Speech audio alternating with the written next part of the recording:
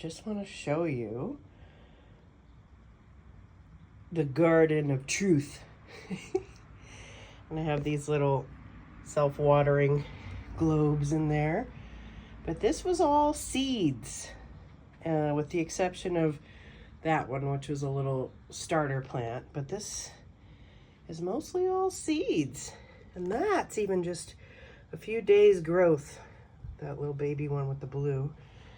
And then we've got some stuff that's struggling over here, but, you know, not really struggling, just not thriving like over here. Like, what? Oh my goodness, that's 2 to 3 weeks of, you know, this was just all dirt. And now it's amazing when you plant seeds how fast things can grow. So I know some of us out there who are trying to plant in the Garden of Truth and tend to the Garden of Truth get discouraged sometimes because we feel like it isn't showing. But this could be people's minds awakening and opening and being very fertile ground for truth. And at the end, you're going to have a beautiful harvest and be able to share, you know, the bounty. So I've got my little grow lights. I've got little twinkle fairy lights. I made it all cute. You know, like I said, the neighbor kids helped me put it together and paint it. These are all neighbor girls, 8, 7, and 5, or maybe 6.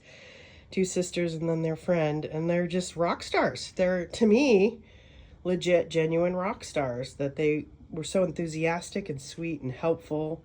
And they love coming over here, and I told them to just hold hands up and say, love, love, love, grow, grow, grow. And they're doing it, and it's working. And another slightly odd thing I'd done is, if anybody's out there read the Ringing Cedars series, I had read a bunch of those, oh gosh, decades ago when they first came out. Now they're a little hard to get. But the Ringing Cedar series talks about this woman who's very close to nature. And she would put the seeds in her mouth to get, under her tongue, to get her own DNA in the seed and then plant them. And I did that. And I think that's part of it too. It may sound weird to be sucking on seeds and then planting them, but it is supposed to be easier for your own body to digest things, you know, whether you use fertilizers or not. I'll admit I have used a little bit of help. I've used some coffee grounds.